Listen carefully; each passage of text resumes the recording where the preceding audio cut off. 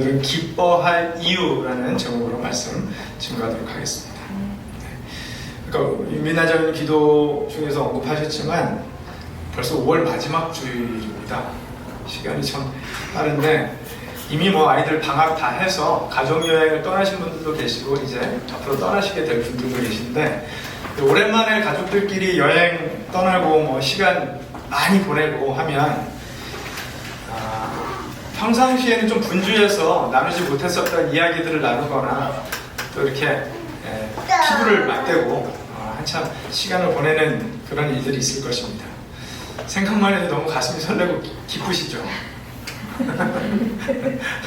그렇죠? 저희도 2주 후에 이제 아이들하고 자동차 여행을 켄터키로 다녀올 생각인데 한 12시간 아이들과 차 안에서 같이 있을 생각하니까 그냥 기뻐요. 설렙니다. 자, 여러분의 삶에 정말 기쁨의 이유들이 있으십니까? 기쁘세요? 오늘 하나님 앞에 예배하는 것이 기쁘십니까? 그런데 기뻐하지 못할 이유들도 참 많죠. 그렇죠? 우리가 지나온 시간들을 이렇게 보면 팬데믹 몇 년을 겪었고요. 그 다음에 이제 팬데믹 이후에 찾아온 인플레이션과 또 경제위기 뉴스를 들어왔고 전쟁 뉴스를 들었고 지금 최근 몇 주가 계속되는 그 총기 사고, 범죄 이야기들을 계속해서 듣고 있습니다. 기쁨을 빼앗아가는 이유들이 참 많아요. 그렇죠? 그런데도 여러분 여전히 기쁘시냐는 거예요. 그렇게 우리의 기쁨을 빼앗아가는 많은 이유들 가운데서도 여러분은 여전히 기쁨을 찾아가고 계신가요? 여쭤보고 싶어요. 하나님께서 아담과 하와를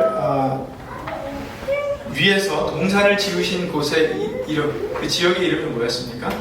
에덴이죠. 에덴은 히브리어로 기쁨이라는 뜻입니다. 그래서 에덴 동산은 기쁨의 동산이에요. 그런데 그 기쁨을 빼앗아 가기 위해서 사탄이 거짓말을 하였고 아담과 하와가 그 거짓말에 속아 넘어가서 기쁨을 빼앗긴 삶을 살기 시작했습니다. 그래서 우리가 살아가고 있는 이 시절, 이 시대는 순전한 기쁨, 하나님께서 우리를 위하여 허락하시고 예비하신 그 순전한 기쁨을 잃어버린 세상을 살아가는 그런 시절입니다. 그래서 제가 어지럽다고 말씀을 드리는 거예요. 어지러운 세상은 순전한 기쁨을 잃어버린 세상입니다.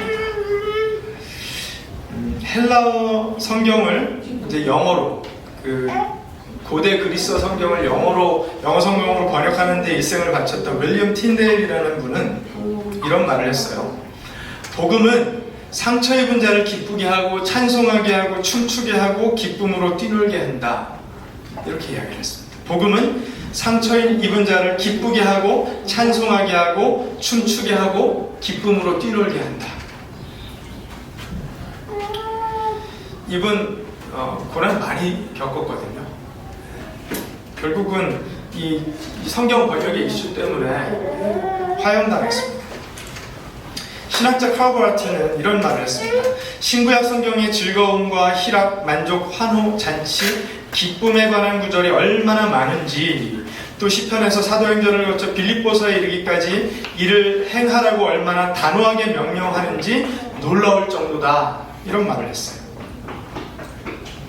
단순히 기뻐할 수 있다라고 말하는 것이 아니라 기쁨을 얼마나 많이 명령하고 있는지 놀라울 정도다라고 이야기를 했습니다. 하나님 우리에게 도둑질하지 말라, 간음하지 말라, 살인하지 말라 이런 윤리적인 강령만을 명령하시는 것이 아니라 우리에게 마음의 기쁨을 빼앗기지 않도록 기뻐하라고 명령하셨다는 사실을 우리가 기억했으면 좋겠습니다. 오늘 우리가 함께 말씀을 들으면서 딱 한 가지를 좀 마음에 새기며 기억했으면 좋겠어요. 과연 우리 자녀들에게 기쁨의 이유를 어떻게 설명해 줄 것인가? 뭐라고 설명해 줄 것인가? 여러분 우리는 누구나 다 기뻐하며 살기를 원하잖아요. 기쁜 삶을 살기를 원하는데 우리 자녀들이 물어볼 때 엄마, 아빠 우리가 왜 기뻐해야 돼? 라고 물어볼 때 그 기쁨의 이유를 분명하게 설명해 줄 수 있는 그런 부모가 되고 싶다라는 마음으로 오늘 말씀을 이렇게 보았으면 좋겠습니다. 베드로전서 1장 3절에서 12절까지의 말씀입니다. 베드로전서 1장 3절에서 12절까지의 말씀 보도록 하겠습니다. 우리 주 예수 그리스도의 하나님 아버지께 찬양을 드립시다. 하나님께서는 그 크신 자비로 우리를 새로 태어나게 하셨습니다. 그리하여 그는 죽은 사람들 가운데서 예수 그리스도가 부활하심으로 말미암아 우리로 하여금 산 소망을 갖게 해주셨으며 썩지 않고 더러워지지 않고 낡아 없어지지 않는 유산을 물려받게 하셨습니다. 이 유산은 여러분을 위하여 하늘에 간직되어 있습니다. 하나님께서는 여러분의 믿음을 보시고 그의 능력으로 여러분을 보호해 주시며 마지막 때에 나타나기로 되어 있는 구원을 얻게 해 주십니다. 그러므로 여러분이 지금 잠시 동안 여러 가지 시련 속에서 어쩔 수 없이 슬픔을 당하게 되었다 하더라도 기뻐하십시오. 하나님께서는 여러분의 믿음을 단련하셔서 불로 단련하지만 결국 없어지고 마는 금보다 더 귀한 것이 되게 하시며 예수 그리스도께서 나타나실 때에 여러분에게 칭찬과 영광과 존귀를 얻게 해 주십니다. 여러분 그리스도를 본 일이 없으면서도 사랑하며 지금 그를 보지 못하면서도 믿으며 말로 다 표현할 수 없는 즐거움과 영광을 누리면서 기뻐하고 있습니다. 여러분은 믿음의 목표 곧 여러분의 영혼의 구원을 받고 있는 것입니다. 예언자들은 이 구원을 자세히 살피고 연구하였습니다. 그들은 여러분이 받을 은혜를 예언하였습니다. 누구에게 또는 어느 때에 이런 일이 일어날 것인지를 그들이 연구할 때에 그들 안에 계신 그리스도의 영이 그리스도에게 닥칠 고난과 그 뒤에 올 영광을 미리 증언하여 드러내 주셨습니다. 예언자들은 자기들이 섬긴 그 일들이 자기들을 위한 것이 아니라 여러분을 위한 것임을 계시로 알게 되었습니다. 그 일들은 하늘로부터 보내주신 성령을 힘입어서 여러분에게 복음을 전한 사람들이 이제 여러분에게 선포한 것입니다. 그 일들은 천사들도 보고 싶어하는 것입니다. 아멘. 오늘 본 말씀이 짧지는 않지만 우리에게 주는 메시지는 굉장히 명확합니다. 기뻐할 수 있다는 거예요. 기뻐하라는 거예요. 그리고 기뻐할 이유들이 있다라는 것입니다. 6절과 8절 말씀을 보도록 하겠습니다. 6절. 그러므로 여러분이 지금 잠시 동안 여러 가지 시련 속에서 어쩔 수 없이 슬픔을 당하게 되었다 하더라도 기뻐하십시오. 기뻐하십시오. 지금 베드로가 극심한 박해를 피해서 소아시아 여러 지방으로 흩어진 디아스포라 성도들을 향해서 편지를 쓰고 있다는 것을 지난 시간에 보았죠. 그리스도를 향한 그 로마의 그리스도인들을 향한 로마의 박해가 얼마나 극심한지 누구보다도 본인이 잘 알고 있었던 그 베드로 사도가 어떻게 보면 인간적으로는 도저히 기뻐할 수 없는 상황 속에 놓인 사람들에게 기뻐할 수 있다, 기뻐하라 이렇게 편지하고 있는 것입니다. 그런데 8절 말씀을 또 보면요, 여러분은 그리스도를 본 일이 없으면서도 사랑하며 지금 그를 보지 못하면서도 믿으며 말로 다 표현할 수 없는 즐거움과 영광을 누리면서 기뻐하고 있습니다. 6절에는 기뻐하십시오라고 했고 8절에는 기뻐하고 있습니다 라고 이야기했는데 사실 그 원문이 동일한 형태의 동사로 쓰여졌어요. 그러니까 번역을 똑같이 해야 돼요. 원래는 기뻐하고 있습니다가 맞아요. 그런데 6절에는 기뻐하십시오라고 번역을 했습니다. 이 세 번역 성경이 기뻐하십시오라고 번역을 했는데 왜 이렇게 했을까? 곰곰이 생각을 해봤는데 이 번역이 너무 마음에 와닿더라고요. 제가 생각하기에는 아무래도 이 베드로 사도의 의도를 충분히 감안해서 한 번역이 아닐까 그런 생각이 드는 거예요. 박해가 무서워서 여기저기로 피한 성도들에게 당신들에게는 지금 기쁨이 넘치고 있습니다. 여러분은 기뻐하고 있습니다. 라고 베드로가 이야기하거든요. 그런데 떨어져서 보지 못하고 있잖아요. 요즘처럼 전화기로 이 화상 채팅을 하던 때도 아니고 그들이 정말 어떤 모습으로 살아가는지 일일이 다 들여다보지 못하고 있을 때에 여러분은 기뻐하고 있습니다. 라고 편지하고 있는 거예요. 뭘 근거로 그런 얘기를 하고 있는 것일까요? 그들이 기뻐할 수 있고 기뻐해야 한다는 것을 기정사실화하고 있는 것이 아닐까 그런 생각이 들어요. 그래서 세번역 성경에서 기뻐하십시오라고 번역을 한 것 같아요. 기쁨을 기정사실화하는 거예요. 주변을 둘러보면 기뻐하지 못할 이유로 가득 찬 사람들에게 기뻐할 수 있습니다. 기쁨은 기정사실입니다. 이렇게 이야기를 하는 거예요. 그래서 베드로 사도의 그런 마음을 그대로 받아서 오늘 이 예배를 하나님께 올려드린 여러분에게 저도 당부를 드리고 싶습니다. 여러분 기뻐하십시오. 기뻐할 수 없는, 우리의 기쁨을 빼앗아가는 것 같은 이유들이 우리 주변에 산재해 있더라도 여러분 기뻐하십시오. 기쁨을 선택하십시오. 여러분의 마음이 근심되고 마음이 움츠러들게 되었다 하더라도 기뻐하십시오. 여러분의 재정이 불확실성 속에서 염려가 되고 불안하다 하더라도 기뻐하십시오. 피곤한 일상 속에서 답답한 마음을 해결할 길이 없는 것 같다 하더라도 기뻐하십시오. 이거 억지 아닙니까? 아니, 기뻐할 이유를 발견하기 어려운데 어떻게 그렇게 기뻐하라고 억지를 부립니까? 어떻게 기쁨을 선택할 수 있습니까? 왜 이거 뭐 크리스찬들이 하는 정신승리입니까? 이런 질문을 하고 싶습니다. 그런데 충분히 기뻐할 수 있고 기뻐하는 것이 당연하고 기쁨이 기정사실이라는 거예요. 베드로가 그 이유들을 오늘 본문에 몇 가지 이야기를 합니다. 3절로 돌아가서요. 3절에 보면 우리 주 예수 그리스도의 하나님 아버지께 찬양을 드립시다. 하나님께서는 그 크신 자비로 우리를 새로 태어나게 하셨습니다. 그리하여 그는 죽은 사람들 가운데서 예수 그리스도가 부활하심으로 말미암아 우리로 하여금 산 소망을 갖게 해주셨으며 환난 가운데 기뻐할 수 있는 이유는 산 소망 때문이라는 거예요. 산 소망. 여러분, 산 소망은 우리가 부활하신 예수님과 함께 생명 속에서 얻게 된 소망입니다. 소망의 반대말은 뭘까요? 절망이겠죠. 절망. 그렇죠? 사람은 누구나 절망이 아닌 소망을 바라면서 살아갑니다. 아무리 오늘이 절망스러운 하루였다 치더라도 밤에 잠자리에 들면서 내일도 절망스러웠으면 좋겠다라고 생각으로 잠자리에 드는 사람은 없어요. 그렇죠? 내일은 소망이었으면 좋겠다. 소망적이었으면 좋겠고 소망으로 가득 찼으면 좋겠다라고 생각하면서 잠자리에 들 거예요.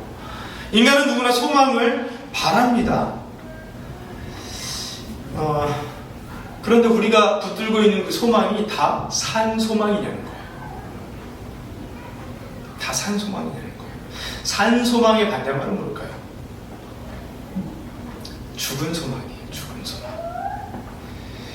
내가 가진 소망이 죽은 소망이라고 생각하며 그걸 소망으로 여기는 사람은 아무도 없을 거예요. 내가 붙들고 있는 이 소망이야말로 진짜 참된 소망이야 라고 생각하기 때문에 소망으로 붙들고 있을 것입니다. 그런데 내가 붙들고 있는 소망이 진짜 산 소망인지를 생각해 봐야 된다는 거예요. 베드로는 여러분이 그리스도 안에서 새롭게 태어나면서 생명 안에서 받은 그 소망은 죽은 소망이 아니라 산 소망이라고 이야기하는 것입니다. 4절 말씀 보세요. 왜 산 소망인가? 썩지 않고 더러워지지 않고 낡아 없어지지 않는 유산을 물려받게 하셨기 때문에 산 소망이라는 거예요. 그 유산이 여러분을 위하여 1세기 흩어진 그 디아스포라 성도들, 환난과 박해 속에 살고 있었던 그 성도들을 위해 하늘에 간직되어 있고, 또 오늘 예배를 드리고 있는 저와 여러분들을 위해 하늘에 간직되어 있는 유산은 썩지도 않고 더러워지지도 않고 낡아 없어지지도 않는 그런 유산이기 때문에 산 소망이라는 것입니다. 여러분 믿으십니까? 그런데 여러분, 우리가 마음에 실망이 되고 슬픔이 찾아오고 낙심되면 누구나 기쁨의 이유를 찾고 싶어요. 행복해지고 싶다. 기뻐하고 싶다. 그래서 단시간 동안 우리에게 쾌락을 줄 수 있는 무언가를 찾습니다. 그쵸? 다 그래요, 우리는. 그래서 밥 좀 먹어야겠다. 단 것 좀 먹어야겠다. 아니면 뭐 남자들 같은 경우에 나가서 운동 좀 하면서 좀 마음을 리프레시 해야겠다. 우리 자매님들 같은 경우에는 만나서 누구랑 좀 대화 좀, 수다 좀 실컷 떨었으면 좋겠다. 이런 생각들을 하면서 단시간에 나에게 쾌락을 줄 수 있는 기쁨의 이유들을 저마다 찾습니다. 그 당시에는 그걸 소망으로 생각하는 거예요. 좀 그것 좀 할 수 있으면 여한이 없겠다. 하루에 단 30분이라도 오롯이 나에게 집중할 수 있는 시간이 있었으면 좋겠다. 왜요? 그게 나에게 기쁨을 준다고 생각하기 때문에. 그래요. 여러분, 근데 그게 더러워지지 않고 썩어 없어지지 않고 사라지지 않을 유산인가요? 그렇지 않아요. 그거 다 지나갑니다. 없어집니다.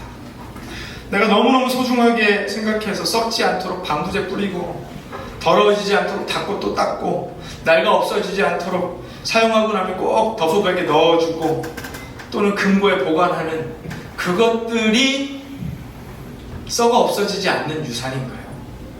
그렇게 정성껏 보관하는 이유는요, 그것이 나에게 산소망이라고 생각하기 때문이잖아요. 그렇죠? 그런데 그게 진짜 산소망 역할을 해주냐는 거예요. 제가 19살 때 차를 처음으로 이제 사게 됐을 때, 이야, 얼마나 이 환상 속에서 살았는지 몰라요. 너무너무 좋아가지고, 적어도 일주일에 한 번씩은요, 하루 일과를 다 마치고 차고에 들어가서 더워 죽겠는데, 그 할로겐 램프를 켜고 3시간, 적어도 3시간 이상 왁스칠을 했습니다. 이게 얼마나 검정색이었는데 그거 딱 바짝바짝한 거 햇빛에 딱 끌고 나가면 얼마나 이게 제 마음을 흡족하게 해주는지. 누가 시킨다라고 그렇게 할까요? 그거 안 하잖아요. 근데 그 당시에는 그 차가 제 마음에 기쁨을 주는 유일한 이유였던 거예요. 이게 산소망이니까 그걸 닦고 또 닦고 닦고 또 닦고 꾸미고 뭐 이렇게 했던 것이죠. 그렇게 유치한 소망은 아니었다 할지라도 베드로에게도 그런 소망이 하나 있었어요. 뭐 어떤 소망이었습니까? 자기가 스승으로 구원자로 믿고 따른 예수님이 한번 변혁을 나라를 뒤집어 엎게 되어서 새로운 나라를 세우게 되면 예수님 오른편에 자기도 한번 앉아보겠다라는 그런 소망을 가지고 명실공히 수제자라는 타이틀을 자랑스러워하면서 예수님을 3년 동안 죽사사자 쫓아다녔습니다. 그런데 자신은 산소망이라고 여겼던 그 소망이 어떻게 됐죠? 그렇게 사랑하고 죽자사자 쫓아다녔던 예수님이 십자가에서 죽으시는 바로 그 자리에서 그 소망이 죽은 소망이 되어버린 거예요. 그걸 경험한 거예요, 베드로가. 여러분, 그럴듯한 소망 아닙니까? 예수님이잖아요. 누구나 인정할 만한 예수님, 그 예수님 따라다니면서 예수님 옆에서 한 자리 하겠다라는 소망, 그렇게 유치하다고 하기에는 꽤 괜찮아 보이잖아요. 그런데 역설적이게도 주님이 십자가에서 죽으실 때 그 소망이 죽은 소망이 되어버린 것입니다. 근데 놀라운 것은요, 복음이 주는 역설이 바로 이거예요. 자기가 산 소망이라고 그렇게 죽자사자 붙들고 있던 그것이 주님이 죽으시는 자리에서 죽은 소망이 되어버렸고, 바로 그 자리, 주님이 죽으신 그 자리에서 전혀 예상하지 못했던 산 소망이 그에게 주어졌다는 것입니다. 할렐루야. 부활하신 예수님 안에서 새롭게 태어난 베드로가 받은 그 산 소망이야말로 썩어지지 않고 더러워지지 않고 낡아 없어지지 않는 참 소망, 산 소망이라고 이야기하고 있는 것입니다.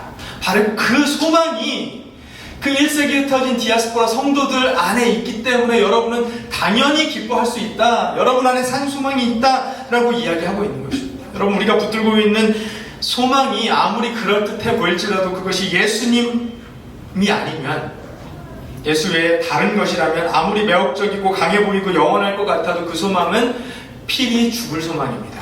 아멘.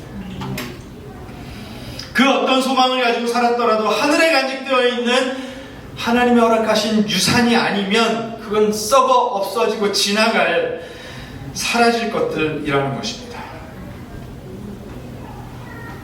평생 붙들고 살아온 그 소망이 인생에 아무런 능력이 되어주지 못하고 참 기쁨의 이유가 되지 못한다면 그처럼 허무한 인생이 또 어디에 있겠어요? 그렇죠? 그런데 그 어떠한 어려움 속에서도 산 소망이 있으면 기뻐할 수 있다는 거예요. 우리가 이렇게 어지러운 세상에서 중심을 잡을 수 있는 이유는 바로 여기에 있습니다.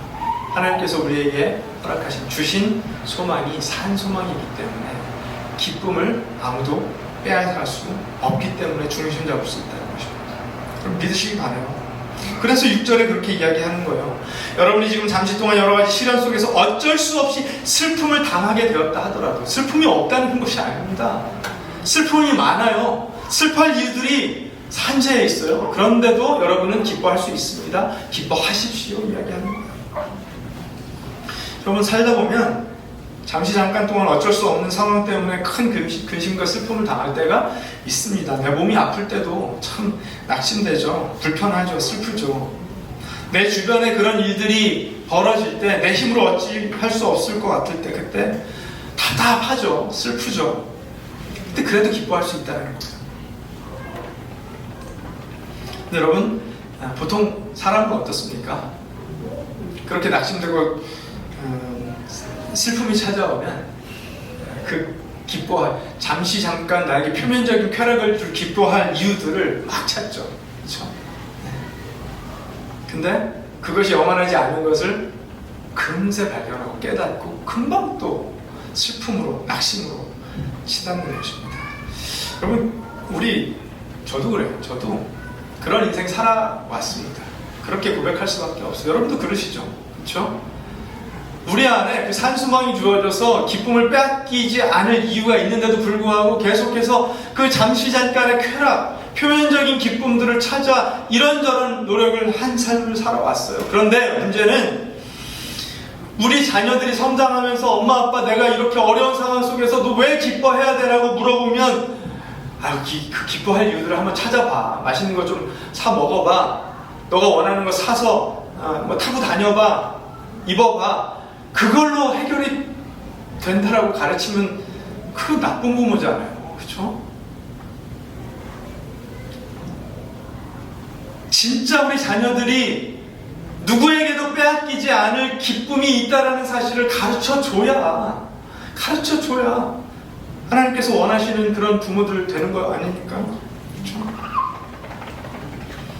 환난 가운데 우리가 조금 당황하거나 조금 슬퍼할 수 있지만 부활하신 예수님의 이름을 함께 찬양하고 예배하면서 기뻐할 수 있다는 것을 부모들이 믿음의 본으로 보여준다면 자녀들이 뭔가 배워갈 거야. 금세 되는 건 아니겠지만 그게 삶의 아주 자연스러운 모습이 된다면 아이들이 뭔가 볼 거예요. 이렇게 어려운 상황 속에서 우리 엄마 아빠는 어떻게 이렇게 기쁨을 유지할 수가 있지? 볼 거예요. 그게 아니고 막 어려움 찾아올 때마다 스트레스 받는다고 막 소리 지르고 뭐 화내고 정죄하고 남욕하고 이러면 아이들이 그걸 본받아 닮아갈 거예요. 여러분, 그런데 그거 내가 보여줘야 된다고 해서 그래 한번 노력해보자, 한번 연기해보자 그런다고 해서 아이들이 그걸 볼 수 있을까요? 진심으로 부활하신 그리스도 안에서 새롭게 태어난 사람으로 산소망을 늘 붙들고 살아가는 것을 아이들이 볼 때에만 진짜 기쁨을 빼앗기지 않을 이유가 엄마 아빠에게도 있고 우리에게도 주어진 것이구나 보게 될 줄로 믿습니다. 그런 부모들로 살아가야, 그런 삶을 살아내야 자녀들이 그 삶을 보면서 본받고 닮아가고 싶을 것입니다. 환난 가운데 기뻐해야 하는 또 다른 이유가 있어요. 본문에 보니까 5절 말씀을 한번 보십시오. 하나님께서 여러분의 믿음을 보시고 그의 능력으로 여러분을 보호해 주시며 마지막 때에 나타나기로 되어 있는 구원을 얻게 해주십니다. 하나님께서 무엇을 보세요? 믿음을 보세요. 여러분들 우리의 믿음 어떻습니까? 그렇게 멋지고 그럴듯한 믿음인가요? 마음이 막 변덕스럽잖아요. 이번 주에는 믿음이 있는 것 같다가 그 다음 주에는 믿음 어디 갔어? 이런 느낌이 생각이 드는 우리의 믿음 아닙니까? 그런데 하나님께서 우리의 믿음을 보시고 우리의 능력이 아닌 하나님의 능력으로 우리를 보호해 주시고 우리에게 구원을 얻게 해주신다라고 말씀하세요. 그 믿음이 설령 겨자씨만한 믿음일지라도 하나님께서 그것을 귀하게 본다라고 말씀하시는 거예요. 그 믿음이 있기 때문에 기뻐할 수 있다는 것입니다. 여러분, 성도라는 이름을 가진 사람들 치고 믿음 없는 사람들이 어디 있겠어요? 그렇죠? 그런데 환난을 당하고 보면 내 믿음이 이거밖에 안 되나? 이런 생각이 들지 않습니까?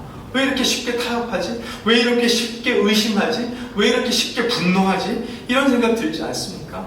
그런데 그 믿음이 아무리 사소해 보이는 믿음일지라도 하나님께서 그 믿음을 귀하게 보셔서 그 믿음을 가진 사람에게 하나님의 능력으로 함께 해주시고 구원을 확증시켜 주신다는 것입니다. 할렐루야. 그러니까 기뻐할 수 있다는 거예요. 우리에게 작은 믿음이 있다는 것이 얼마나 크게 기뻐할 이유가 되는지 모른다라는 것입니다. 근데 그 기쁨이 거기에, 그 믿음이 거기에 머물러 있는 것이 아니라 어떻게 되죠? 7절에 보니까요, 하나님께서는 여러분의 믿음을 단련하셔서, 이게 어떻게 보면 반갑지 않은 말씀인데, 환난과 어려움과 박해 속에서 우리의 믿음이 훈련을 받기 때문에 기뻐할 이유가 된다는 것입니다. 참 반갑지 않은데, 그런데 기뻐할 이유가 된다는 것입니다. 뭐라고 설명합니까? 불로 단련하지만 결국 없어지고 마는 금보다 더 귀한 것이 되게 하시며, 금은 세상 사람들이 가장 값어치 있게 여기는 거잖아요. 그렇죠? 그런데 그 가장 귀하게 여기는 금조차도 결국 없어지고 만다는 거예요. 그러나 하나님께서 우리의 믿음을 단련해 주시면 금보다 더 귀한 것으로, 결국은 그리스도 예수께서 나타나실 때 우리에게 칭찬과 존귀와 영광을 얻게 해주실 그런 소스가 되는 것이 바로 그 겨자씨만한 믿음이라는 것입니다. 할렐루야. 그래서 이게 약간 새디즘이 아니라 나는 고통스러움을 즐겨 이런 게 아니라, 환난과 어려움, 역경이 찾아올 때 표면적으로는 아프죠. 고통스럽죠. 얼른 이게 지나갔으면 좋겠죠. 다 그래요. 그런데 은밀하게 하나님께서 주신 그 기쁨을 유지할 수 있는 이유는 그 과정 속에 우리의 믿음이 성장하기 때문이라는 거예요. 여러분, 몸에 근육을 얻고 싶으면 어떻게 해야 됩니까? 운동해야죠. 운동은 참 귀찮죠. 힘들죠. 네? 팔다리에 근육 조금이라도 생기려면 어떻게 해야 돼요? 근육이 생길 만한 고통을 우리 몸에 가해줘야 돼요. 조금 부지런하게 움직여야 되고요. 운동하는 동안 이게 막 찢어질 것 같아도 그걸 또 반복해야 돼요. 어느 정도 기간 동안 그것을 유지해야 돼요. 근데 그게 너무 힘드니까 우리가 피하잖아요. 타협하고 안 하잖아요. 그러면 절대로 몸에 근육이 생기지 않습니다. 그러면 사방이 다 아프죠. 관절도 아프고 허리도 아프고, 그러다 보니까 머리도 지끈지끈 아프고 삶에 스트레스가 생기고 이렇게 되는 거예요. 마찬가지 믿음도 동일한 원리로 성장한다는 것입니다. 믿음의 근육이 생기기 위해서는요, 믿음에 적절한 챌린지가 될 만한 환경이 주어져야 된다는 거예요. 그런데 우리는 그건 늘 피하고만 싶죠. 왜 내 인생에 이런 일이 찾아왔는가? 하나님은 우리의 그 작은 믿음이 성장하여서 견고해지기를 하나님 원하신다는 거예요. 세상 사람은 금을 가장 귀한 것으로 여기지만 하나님은 우리의 믿음을 단련시켜 주셔서 금보다도 훨씬 아름답고 존귀한 것으로 만들어가기를 원하신다는 것입니다. 그러면 어떻게 해야 될까요? 우리의 믿음의 도전이 될 만한 상황이 우리를 찾아와야 돼요. 물론 피하고 싶고 어렵지만 은밀하게 그 결과물을 바라보면서 기뻐할 수 있어야 된다는 거예요. 운동하는 사람들, 근육 만드는 사람들이 그 운동할 때는 막 고통스러우니까 비명을 지르면서 운동하더라도 뭘 보면서 하죠? 다 멋진 내 모습을 거울에 비친 그 결과물을 보면서 기쁨으로 운동하잖아요. 마찬가지. 여러분, 하나님은 우리 믿음을 자랑거리 삼으십니다. 세상 사람들은 금을 자랑할 때 하나님은 우리의 믿음을 자랑하세요. 여러분 그거 알고 계시죠? 사탄 마귀가 우리를 조롱하여 자신의 세력을 자랑하려고 할 때 하나님께서는 겨자씨만한 믿음을 가지고 있는 우리를 자랑하시는 분이 하나님이세요. 그러니까 믿음이 성장하지 않으면 안 돼요. 믿음이 성장하기 위해서는 그 훈련의 장이 필요한 거예요. 훈련의 장이라는 것은 우리의 삶에 찾아오는 그 역경이죠. 그렇죠? 그것이 1세기 유대인 디아스포라 성도들에게는 로마의 박해라는 모습으로 찾아왔고, 2022년도를 살아가고 있는 우리에게는 지금 우리 주변에 산재해 있는 우리의 기쁨을 빼앗아갈 것 같은 그 이유들이, 여러분 어떻게 하시겠어요? 세상 사람들의 그 마음을 어렵게 만들고 우리의 정신을 어지럽게 만드는 기쁨을 빼앗길 수밖에 없을 것 같은 그 이유들에 여러분의 삶을 그냥 내어 던지시겠어요? 아니면 하나님께서 여러분에게 주신 그 믿음을 가지고 그 어려운 상황을 뚫고 나가 보시겠어요? 결과물은 약속되어 있어요. 그 믿음을 가지고 그 어려운 상황을 뚫고 나갔을 때 하나님께서 믿음의 근육을 붙여주셔서 어떠한 상황 속에서도 산소망, 썩어 없어지지 않고 지나가지 않을 그 산소망만을 붙들고 살아갈 수 있는 사람, 다른 말로 하면 기쁨을 빼앗기지 않는 사람으로 살게 해주신다는 것입니다. 할렐루야. 믿음이 건강하지 않으면요, 하나님께서 이미 우리에게 선물로 주신 그 산소망을 바라보고 붙들 수가 없어요. 따라서 기쁨도 쉽게 빼앗겨버리는 것입니다. 여러분, 어려움이 또 역경이 찾아오면은요, 그걸 나는 즐겨요 이렇게 말하면 너무 이상한 사람이 되고, 힘들고 어렵지만 그래도 나는 기쁨의 결과를 바라보면서 난 나아가 보겠어요. 이게 우리의 태도가 되어야 될 줄 믿습니다. 아멘. 그래야 우리 자녀들도 그 기쁨의 이유들을 붙들고 그 어려운 상황을 뚫고 나가는 부모들의 그 모습을 보면서, 아, 저렇게 사는 거구나, 인생은. 크리스찬이라면 저렇게 사는 거구나 하고 그 믿음의 본을 보며 따라갈 거 아니에요. 그 유진 피터슨의 메시지 성경을 보면요, 이렇게 말해요. When Jesus wraps this all up, it's your faith, not your gold, that God will have on display as evidence of His victory. 여기 없어요. 하나님께서 자신의 승리의 증거 삼으실 게 뭐냐면 우리의 믿음이라는 거예요. 금덩어리가 아니라는 거예요. 그럼 그 믿음이 얼마나 보기 좋고 자랑거리가 되면 하나님께서 그것을 전시하겠다라고 말씀하십니까? 9절, 여러분은 믿음의 목표 곧 여러분의 영혼의 구원을 받고 있는 것입니다. 그 구원을 우리가 약속받았고 이미 이 땅에 살아가는 동안에 구원이 완성되어 가고 있기 때문에 절대로 그 기쁨을 빼앗기지 말고 기쁨을 선택하라는 것입니다. 여러분, 우리 자녀들이 어떤 믿음의 사람들이 되기를 원하세요? 요즘 꽃길 하죠. 꽃길로만 가세요. 뭐 이런 인사들을 하는데, 여러분 그런 사람 보신 적 있으세요? 꽃길로만 가는 사람 보신 적 있으세요? 혹시라도 그 사람의 삶, 인생길이 꽃길 같아 보인다면 어찌 보면 그 사람 안에서는요, 정말 그 고난과 역경을 직면하는 그런 힘을 가지고 부단한 노력으로 살아가고 있기 때문에 꽃길이 펼쳐지는 것처럼 보일지도 몰라요. 그렇죠? 저는 우리 교회에 속한 모든 자녀들이 우리 부모 세대의 믿음을 보며 성장해서 어려운 상황 가운데 낙심하고 포기하고 타협하는 사람들이 아니라 어떠한 상황 속에서도 기뻐할 수 있는 이유를 선택하는 자녀들로 성장하기를 원합니다. 여러분도 동일하실 거라고 믿어요. 그렇죠? 그 아이들의 삶에 어려움이 왜 없겠습니까? 당연히 있을 거예요. 근데 그때마다 여러분 찾아가셔서, 그래 내가 부모니까 그 어려움의 이유들을 다 제거해줘야지, 그런다고 제거가 될까요? 안 돼요. 못해요. 우리 부모님들도 그걸 해줄 수가 없었고 우리도 해줄 수가 없습니다. 그런데 할 수 있는 것 있어요. 지금 오늘 우리 부모들이 어려운 상황 속에서도 기쁨의 이유를 선택하는 모습을 우리 자녀들에게 보여주는 것은 우리가 할 수 있는 거예요. 그거 할 수 있는 거 하자고요. 꽃길만 걸어가게 해줄 수는 없지만 어떠한 상황 속에서도 꽃길을 만들어가는 그 믿음을 갖게는 도와줄 수가 있다는 거예요. 어떻게 그게 가능할까요? 오늘 베드로 사도는 이렇게 말씀합니다. 말씀으로 그게 가능하대요. 10절, 예언자들은 이 구원을 자세히 살피고 연구하였습니다. 그들은 여러분이 받을 은혜를 예언하였습니다.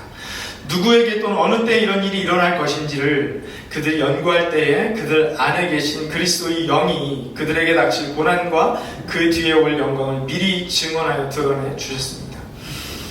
유대인들이라면, 구약성경을 읽어본 사람들이라면 누구나 알 수 있는 말씀으로 예언이 되어 있다는 것이죠. 그리스도께서 영광 가운데 오실 것을. 그렇죠? 12절, 예언자들은 자기들이 섬긴 그 일들이, 그렇게 열심을 다해서 전한 말씀들이 자기들을 위한 것이 아니라 여러분, 바로 그 흩어진 디아스포라 성도들을 위한 것임을 계시로 알게 되었습니다. 그 일들은 하늘로부터 보내주신 성령을 힘입어서 여러분에게 복음을 전한 사람들이 이제 여러분에게 선포한 것입니다. 어떤 선포입니까? 그리스도 예수 안에서 그 1세기 성도들이 또 이 자리에서 하나님 예배하는 우리가 받게 된 구원의 선포예요. 구원의 선포. 할렐루야. 그 일들은 어떤 일이죠? 천사들도 보고 싶어 하는 것입니다. 야,